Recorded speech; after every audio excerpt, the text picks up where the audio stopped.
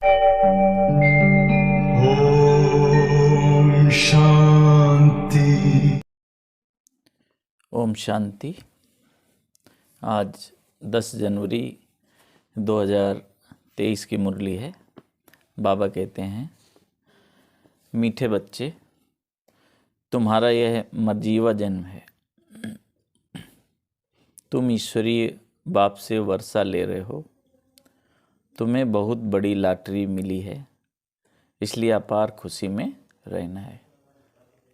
मर्जीवा जन्म अर्थात हम पुराने जीवन से मर गए, एक अलौकिक जन्म। जब से बाबा को जाना, एक नया जन्म मिला। प्रश्न है, अपने आप को कौन सी समझदारी दो तो चिंता समाप्त हो जाएगी, गुस्सा चला जाएगा। उत्तर दिया, हम ईश्वर की संतान हैं। हमें तो बाप समान मीठा बनना है। जैसे बाबा मीठे रूप से समझानी देते, गुस्सा नहीं करते, ऐसे हमें भी आपस में मीठा रहना है। लून पानी नहीं होना है। लून पानी अर्थात लून नमक को कहा जाता है। नमक का पानी पीने में कैसा होता है, मुंह का स्वाद खराब हो जाता है। इसलिए बाबा ने बोला लून पानी नहीं होना है, क्योंकि जानते हैं जो सेकंड पास हुआ वह ड्रामा में पार्ट था, चिंता किस बात की करें। ऐसे ऐसे अपने आप को समझाओ तो चिंता खत्म हो जाएगी, गुस्सा भाग जाएगा।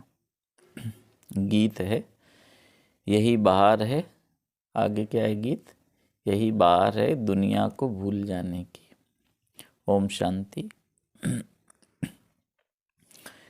यह है ईश्वरीय संतान की खुशियों का गायन। कौन सा गीत? यही बहार है दुनिया को भूल जाने की। तो यह है ईश्वरीय संतान की खुशियों का गायन। तुम इतना खुशी का गायन सतयुग में नहीं कर सकेंगे। अभी तुमको खजाना मिल रहा है। यह है बड़े ते बड़ी लॉटरी। जब लॉटरी मिलती है तो खुशी होती है। तुम फिर इस लॉटरी से जन्म जन्मांतर स्वर्ग में सुख भोगते रहते हो। यह है तुम्हारा मरजीवा जन्म। जो जीते जी मरते नहीं, उनका मरजीवा जन्म नहीं कहेंगे। अर्थात अभी भी अगर हमारे पुराने संस्कार, पुराना स्वभाव जिंदा है, अर्थात अभी हम नए युग में, नए जीवन में नहीं जी रहे हैं, अभी हमारे पुराना जीवन चल रहा है, तो उन्हों को खुशी का पारा भी चढ़ नहीं सकता। जब तक मरजीवा नहीं बने हैं, अर्थात बाप को अपना नहीं बनाया है, तब तक पूरा वर्षा भी मिल नहीं सकता। जो बाप के बनते हैं, जो बाप को याद करते हैं, उनको बाप भी याद करते हैं। तुम हो ईश्वरी संतान। तुम्हें नशा है कि हम ईश्वर बाप से वर्षा अथवा वर ले रहे हैं, जिसके लिए भक्त लोग भक्ति मार्ग में धक्का खाते रहते हैं। बाप से मिलने के लिए अनेक उपाय करते हैं। कितने वेद, शास्त्र, मैगजीन आदि अथाह पढ़ते रहते हैं, परंतु दुनिया तो दिन प्रतिदिन दुखी होती जा रही है।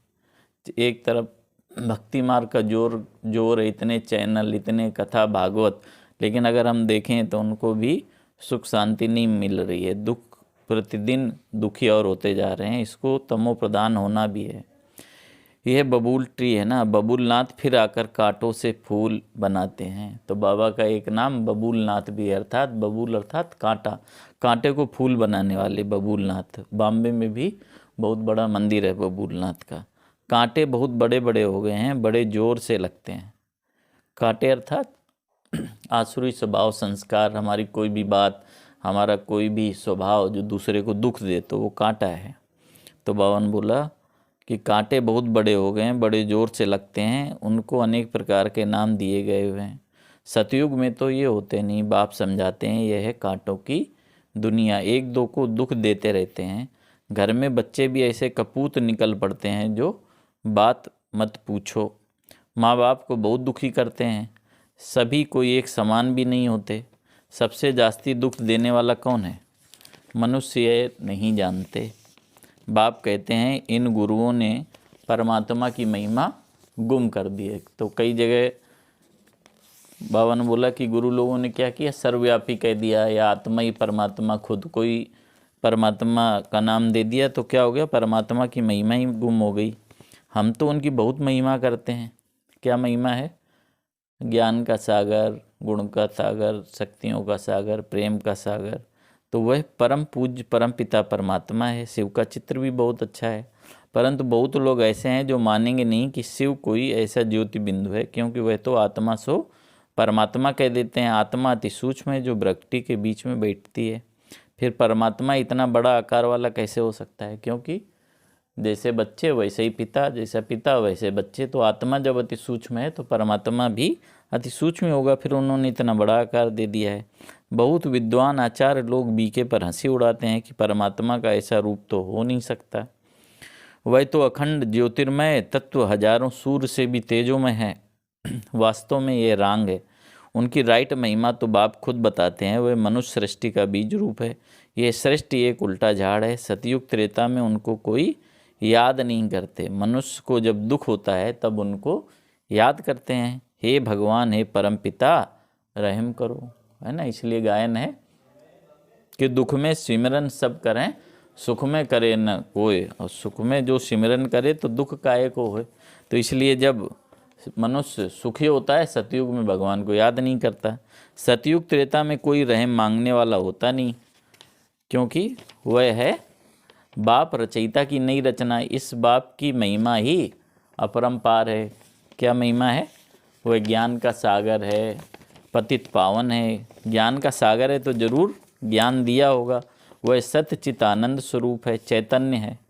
ज्ञान तो चैतन्य आत्मा ही धारण करती है। समझो हम शरीर छोड़ जाते हैं तो आत्मा में ज्ञान के संस्कार तो हैं। बच्चा बनेंगे तो भी वह संस्कार होंगे, परंतु आर्गन छोटे हैं तो बोल नहीं सकते। आर्गन बड़े होते हैं तो याद कराया जाता है तो स्मृति आ जाती है। छोटे बच्चे भी शास्त्र आदि कंठ कर लेते हैं। ये सब कौन से संस्कार हैं? पिछले जन्म के संस्कार हैं। अब बाप हमको अपना ज्ञान का वर्षा देते हैं। सारे सृष्टि का ज्ञान इनके पास है, क्योंकि परमात्मा बीज रूप है। अगर वो भी शरीरधारी हो तो फिर वो भी अगर जन्म मरण में हो तो पूरी सृष्टि का ज्ञान कैसे देगा? क्योंकि अगर शरीर धारण करेगा तो पुराना ज्ञान समाप्त हो जाएगा। इसलिए बाबा ने बताया सारे सृष्टि का ज्ञान इनके पास है, क्योंकि बीज रूप है। हम अपने को बीज रूप नहीं कहेंगे। बीज में जरूर झाड़ के आदि मध्य अंत का ज्ञान होता है। तो बाप खुद कहते हैं मैं सृष्टि का बीज रूप हूँ। इसलिए बाबा का एक दूसरा नाम क्या है?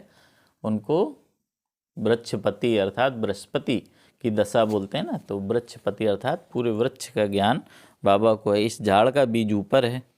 वह बाप सतचित आनंद स्वरूप ज्ञान का सागर है। सृष्टि के आदि मध्यंत का ही उसमें ज्ञान है। नहीं तो क्या होगा? क्या शास्त्रों का ज्ञान होगा? वह तो बहुतों में है। परमात्मा की तो जरूर कोई नई बात होगी ना, जो कोई भी विद्वान आदि नहीं जानते। कोई से भी पूछो इस सृष्टि रूपी झाड़ की उत्पत्ति, पालना और संहार कैसे होता है, इनकी आयु कितनी है, वह कैसे वृद्धि को पाता, परंतु कोई समझा नहीं सकता, क्योंकि सृष्टि के आदि मध्य अंत का ज्ञान केवल परमात्मा के पास है। एक गीता ही है सर्वशास्त्रमयी शिरोमणि, बाकी तो सब हैं उनके बाल बच्चे। जबकि गीता पढ़ने से कुछ नहीं समझते तो बाकी शास्त्र पढ़ने से फायदा ही क्या? वर्षा तो फिर भी गीता से मिलना है। अब बाप सारे ड्रामा का राज समझाते हैं। बाप पत्थर बुद्धि से पारस बुद्धि बनाए पारसनाथ बनाते हैं। पारस का क्या गुण होता है कि जिसको भी टच करो पारस से वो सोना बन जाती है ना। तो बाबा भी क्या नाम है? पारसनाथ, अर्थात जिसकी बुद्धि भी परमात्मा से टच होती है तो पारस बन जाती है, शुद्ध बन जाती है। अब तो पत्थर बुद्धि पत्थरनाथ हैं, परंतु वह अपने को बड़े बड़े टाइटल देकर अपने को पारस बुद्धि समझ बैठे हैं। बाप समझाते हैं मेरी महिमा सबसे न्यारी है। मैं ज्ञान का सागर, आनंद का सागर, सुख का सागर हूँ।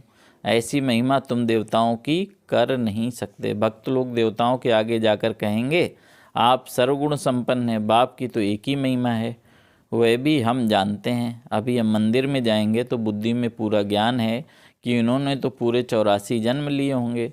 अभी अपने को कितनी खुशी है, आगे थोड़ी ये ख्याल था। अभी समझते हैं हमको ऐसा बनना है। बुद्धि में बहुत परिवर्तन आ जाता है। जैसे ही ज्ञान मिलता है, समझ मिलती है, आदि मध्य अंत का ज्ञान मिलता है तो समझ में आता है कि हम कौन थे, कौन हैं और क्या बनने वाले हैं। बाप बच्चों को समझाते हैं आपस में बहुत मीठे बनो, लून पानी मत बनो। बाबा कभी भी किससे गुस्सा करता है क्या? बाबा को देखा? चाहे जैसा भी बच्चा होगा सबको प्यार करता है। तो बाबा बोल रहे वही संस्कार तुम्हारे अंदर भी होना चाहिए। बड़े मीठे रूप से समझानी देते हैं। 1 सेकंड पास हुआ कहेंगे ये भी ड्रामा में पार्ट था, इसकी चिंता क्या करनी है। ऐसे ऐसे अपने को समझाना है। तुम ईश्वरीय संतान कम थोड़ी हो, यह तो समझ सकते हो कि ईश्वरीय संतान जरूर ईश्वर के पास रहते होंगे। ईश्वर निराकार है तो उनकी संतान भी निराकार है।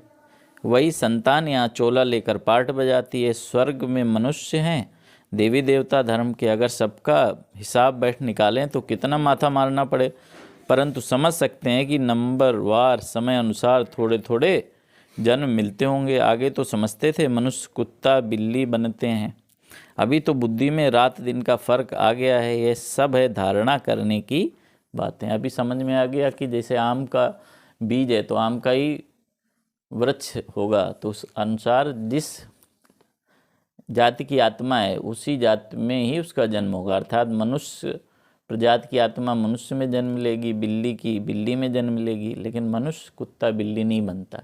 लेकिन मनुष्य अगर बुरे कर्म करता है तो उसका जन्म जानवरों के मुआफिक होता है। जैसे कुत्ता दर दर ठोकरे खाता है और गधा या घोड़ा कितना बोझ ढोते हैं, तो मनुष्य भी उन्हीं के अनुसार कर्म करता है। तो बावन बोला कि अभी तुम्हारी बुद्धि में रात दिन का फर्क आ गया है। नटसेल में समझाते हैं कि अब 84 जन्म का चक्र पूरा हुआ, अभी इस छीछी शरीर को छोड़ना है। यह सबका पुराना जड़जड़ी भूत तमो प्रधान शरीर है, इससे ममत्व मिटा देना है। पुराने शरीर को क्या याद करें, अब तो अपने नए शरीर को याद करेंगे जो मिलना है। कहाँ मिलेगा नया शरीर? सतयुग में। और कैसे जाएंगे सतयुग में? वाया मुक्ति धाम होकर सतयुग में आएंगे, अर्थात पहले परम धाम जाएंगे फिर सतयुग में आएंगे। हम जीवन मुक्ति में जाते हैं और सब मुक्ति में चले जाते हैं। इसको जय जयकार कहा जाता है। हाहाकार के बाद जय जयकार होना है। इतने सब मरेंगे, कोई तो निमित्त कारण बनेगा। नेचुरल कैलेमिटीज होगी। सिर्फ सागर ही थोड़ी सभी खंडों को खलास करेगा, सब कुछ खलास तो होना ही है। बाकी भारत अविनाशी खंड रह जाता है, क्योंकि यह है शिव बाबा का बर्थ प्लेस। अर्थात भारत का कभी विनाश नहीं होता, इसलिए सनातन कहा जाता है। क्योंकि किसने स्थापन किया है ये धर्म? बाबा ने। शिव बाबा का बर्थ प्लेस है, तो ये हो गया सबसे बड़ा तीर्थ स्थान। बाप सबकी सदगति करते हैं, ये कोई मनुष्य नहीं जानते। उन्हों को न जानना भी ड्रामा में नूंद है। तब तो बाप कहते हैं कि हे बच्चे, तुम कुछ नहीं जानते थे, मैं ही तुमको रचता रचना और मनुष्य सृष्टि के आदि मध्य अंत का सारा भेद समझाता हूँ, जिसको ऋषि मुनि भी बेअंत कहकर चले गए। ये थोड़ी समझते हैं कि सारी दुनिया के 5 विकार बड़े भारी दुश्मन हैं। जिस रावण को भारतवर्ष वाले हर वर्ष जलाते हैं, उनको जानते नहीं, क्योंकि वह जिस्मानी है न कि रूहानी। विकारों का तो कोई रूप है ही नहीं। मनुष्य एक्ट में आता है तब पता पड़ता है कि इनमें काम का नशा, क्रोध का नशा है। इस विकार की स्टेज में भी उत्तम, मध्यम और कनिष्ठ होते हैं। जैसे पुरुषार्थ में भी सतो रजो तमो होते हैं, इसे भवन बोला विकारों की भी कैटेगरी है, उत्तम मध्यम कनिष्ठ। कोई में काम का नशा एकदम तमो प्रधान हो जाता है, कोई को रजो नशा, कोई को सतो नशा रहता है, कोई तो बाल ब्रह्मचारी रहते हैं। समझते हैं ये भी एक झंझट है संभालना। सबसे अच्छा उनको कहेंगे, है ना। सन्यासियों में भी बाल ब्रह्मचारी अच्छे गिने जाते हैं। बावन बोला जो बाल ब्रह्मचारी हैं वो सबसे अच्छे हैं। गवर्नमेंट के लिए भी अच्छा है, बच्चों की वृद्धि नहीं होगी, पवित्रता की ताकत मिलती है। यह है गुप्त बात। सन्यासी भी पवित्र रहते हैं, छोटे बच्चे भी पवित्र रहते हैं, वानप्रस्थी भी पवित्र रहते हैं। पवित्रता का बल मिलता ही आता है। उन्हों का भी कायदा चलता आता है कि बच्चों को इतनी आयु तक पवित्र रहना है, तो वह भी बल मिलता है ना। जैसे पढ़ाई के समय भी पवित्र रहते हैं तो उसका भी बल मिलता है। तुम हो सतो प्रधान पवित्र। यह अंतिम जन्म तुम बाप से प्रतिज्ञा करते हो, तुम सतयुग की स्थापना करने वाले हो। जो करेगा सो पवित्र दुनिया का मालिक बनेगा, नंबरवार पुरुषार्थ अनुसार। यह है ईश्वरीय कुटुंब, मतलब ईश्वरीय फैमिली। ईश्वर के साथ हम रहते हैं कल्प में एक बार, पूरे 5000 साल में केवल एक बार ये समय मिलता है बस। फिर दैवी घराने में तो बहुत जन्म रहेंगे। कितने जन्म रहेंगे दैवी घराने में? 21 जन्म।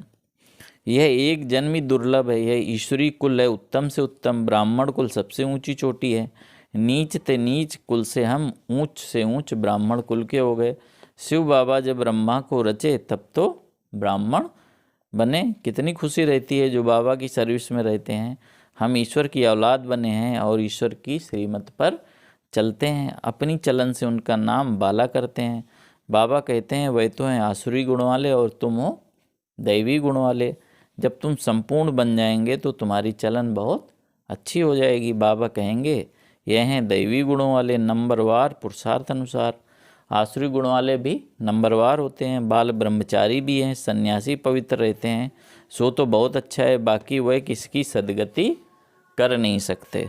अगर कोई गुरु लोग सदगति करने वाले होते तो साथ ले जाते, परंतु खुद ही छोड़कर चले जाते हैं। यहाँ यह बाप कहते हैं मैं तुमको साथ ले जाऊँगा, मैं आया ही हूँ तुमको साथ ले जाने के लिए। वह तो ले नहीं जाते। कौन? भले पवित्र रहते हैं सन्यासी बाल ब्रह्मचारी, लेकिन वह किसी को न सदगति दे सकते हैं न साथ ले जा सकते हैं। खुद ही गृहस्थियों के पास जन्म लेते रहते हैं, संस्कारों के कारण फिर सन्यासियों के झुंड में चले जाते हैं। नाम रूप तो हर जन्म में बदलता रहता है। ये अभी तुम बच्चे जानते हो कि सतयुग में यहाँ के पुरुषार्थ अनुसार पद होगा, वहाँ ये मालूम नहीं होगा कि हमने ये पद कैसे पाया है। मतलब सतयुग में हमें ये ज्ञान नहीं होगा, वहाँ पे केवल प्रारब्ध भोग रहे होंगे, लेकिन पद किस आधार पर मिलेगा? वह अभी के आधार पर मिलेगा। बावन बोला यह तो अभी पता है कि जैसे कल पहले पुरुषार्थ किया था वैसा ही अब करेंगे। बच्चों को साक्षात्कार भी कराया हुआ है कि यहाँ शादियात कैसे होती है, बड़े बड़े मैदान बगीचे आदि होंगे। जब यज्ञ का आरंभ हुआ तब दादियों को बाबा ट्रांस में भेजता था, 2-2 दिन कैसे राजधानी चलती है, कैसे राज करेंगे, कैसे वहाँ का चाल चलन है, कैसी पहरवाइश है, कैसा खान पान है, कैसे राज सिंहासन चलता है, सब कुछ बाबा ने साक्षात्कार कराया। अब तो भारत में ही करोड़ों की आबादी है, वहाँ तो कुछ लाख ही रहते हैं। मतलब सतयुग के आरंभ में संख्या 9 लाख होती है। वहाँ थोड़ी ही इतनी मंजिलों वाले मकान होंगे। अभी बहुत मंजिलों वाले क्यों बनाते हैं? क्योंकि जगह का अभाव है, महंगाई है। लेकिन सतयुग में तो अथाह ज़मीन होगी। बाबा बोलते हैं कि ज़मीन आसमान सब पर तुम्हारा राज्य होगा। तो वहाँ कोई भी 2 मंजिला मकान नहीं होगा। तो बाबा ने बोला वहाँ थोड़ी इतनी मंजिल वाले मकान होंगे, ये अभी है क्योंकि जगह नहीं है। वहाँ इतनी सर्दी नहीं होगी, वहाँ दुख की निशानी भी नहीं है, न बहुत गर्मी जो पहाड़ों पर जाना पड़े। नाम ही है स्वर्ग, सदा एक जैसा मौसम, सदा बारी मौसम। इस समय मनुष्य कांटों के जंगल में पड़े हैं। जितना सुख की चाहना करते हैं उतना दुख बढ़ता जाता है। अब बहुत दुख होगा, लड़ाई होगी तो खून की नदियाँ बहेंगी। बाबा ने बोला कि पहले खून की नदियाँ और उसके बाद फिर दूध की नदियाँ, अर्थात कलयुग में खून की नदियाँ और सतयुग में दूध की नदियाँ बहेंगी। अच्छा, बाबा ने बोला यह मुरली सब बच्चों के आगे सुनाई, सम्मुख सुनना। नंबर 1, 3 तरह की बाबा ने कैटेगरी बताई। सबसे अच्छा है बाबा के सम्मुख अर्थात मधुवन में सुनना। दूसरा है टेप से सुनना, नंबर 2। मुरली से पढ़ना, नंबर 3, है ना। तो टेप से सुनना, उस समय जब सेंटर पर भेजी जाती थी मुरली, टेप के द्वारा भेजी जाती थी या पोस्ट भेजी जाती थी। तो बाबा ने बोला टेप भी सुनना, अर्थात बाबा की आवाज़ में रिकॉर्ड हुआ जो टेप आता था वो, नंबर 2। और फिर मुरली पढ़ना, नंबर 3। सतो प्रधान, सतो और रजो, तमो तो कहेंगे नहीं तमो तो है ही नहीं। मुरली तो कम से कम पढ़ रहे, तो टेप में हूबहू आती है, जो बाबा ने बोला वैसे आती है। अच्छा, बाबा ने बोला बाप दादा और मीठी मम्मा का शिकल दे बच्चों को याद प्यार और गुड मॉर्निंग। रूहानी बाप की रूहानी बच्चों को नमस्ते, और हम रूहानी बच्चों की रूहानी बाप दादा को याद प्यार और नमस्ते नमस्ते नमस्ते। धारणा के लिए मुख्य सार है अपनी चलन व दैवी गुणों से बाप का नाम बाला करना है, आसुरी अवगुण निकाल देने हैं। इस पुराने जड़जड़ी भूत शरीर में ममत्व नहीं रखना है, नए सतयुगी शरीर को याद करना है, पवित्रता की गुप्त मदद करनी है। वरदान है रूहानियत की शक्ति द्वारा दूर रहने वाली आत्माओं को समीपता का अनुभव कराने वाले मास्टर सर्वशक्तिमान भव। बाबा ने वरदान में बताया जैसे साइंस के साधनों द्वारा दूर की हर वस्तु समीप अनुभव होती है, ऐसे दिव्य बुद्धि द्वारा दूर की वस्तु समीप अनुभव कर सकते हो। जैसे साथ रहने वाली आत्माओं को स्पष्ट देखते, बोलते, सहयोग देते और लेते हो, ऐसे रूहानियत की शक्ति द्वारा दूर रहने वाली आत्माओं को समीपता का अनुभव करा सकते हो। सिर्फ इसके लिए मास्टर सर्वशक्तिमान संपन्न और संपूर्ण स्थिति में स्थित रहो और संकल्प शक्ति को स्वच्छ बनाओ। आज की मुरली का स्लोगन है कि अपने हर संकल्प, बोल और कर्म द्वारा औरों को प्रेरणा देने वाले ही प्रेरणा मूर्त हैं। अपने हर संकल्प, बोल और कर्म द्वारा औरों को प्रेरणा देने वाले ही प्रेरणा मूर्त हैं। अच्छा, ओम शांति, ओम शांति। अभी हम 5 मिनट शिव बाबा को याद करते हैं। अपने आप को सम्मान देंगे। मैं सर्वश्रेष्ठ आत्मा हूँ। प्यारे पिता परमात्मा की कोटों में कोई, कोई में भी कोई, पद्मा पदम भाग्यशाली आत्मा हूँ। स्वयं पिता परमात्मा ने मुझे कोटों में से कोई, कोई में से कोई चुना है। मुझसे ज्यादा बड़ा भाग्य किसका हो सकता है। मैं पद्मा पदम भाग्यशाली आत्मा हूँ। सृष्टि पर आए हुए अपने पिता परमात्मा को पहचान कर उनकी बन गई। अब मैं आत्मा उनसे मिलने के लिए परम धाम की ओर चली जा रही हूँ। इस देह की दुनिया से दूर मैं आत्मा उड़ रही हूँ। सूरज चांद सितारों से पार, फरिश्तों की दुनिया जहाँ फरिश्तों के बादशाह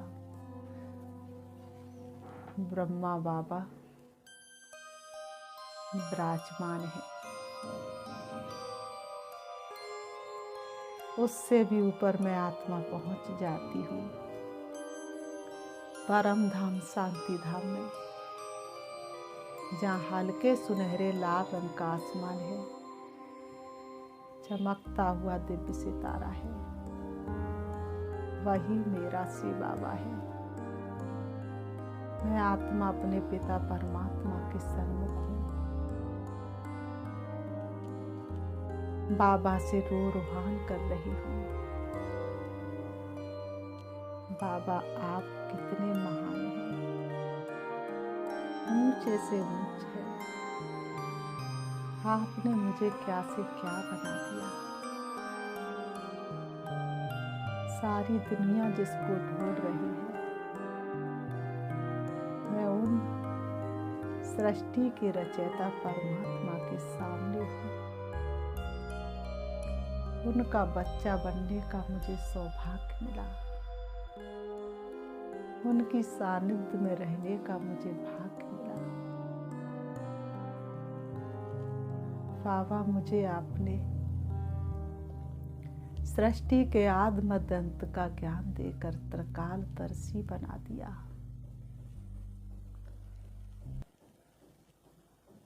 मैं बाबा जो हूँ, जैसी हूँ, आपकी हूँ। मेरे सर्व संबंधी आप हैं। बाबा से मुझे सर्व खजानों की प्राप्ति हो रही है। अप्राप्त नहीं कोई वस्तु, पाना था सो पा लिया, अब कुछ बाकी नहीं रहा है। बाबा, मैंने आपसे सब कुछ पा लिया। शिव बाबा से शक्तियां लेकर मैं आत्मा वापस आ रही हूँ। जैसे मुझे अखुट खजाना मिला है, सारे विश्व की मनुष्य मात्र को मैं ये खजाना देने के लिए परम धाम से नीचे आ रही हूँ।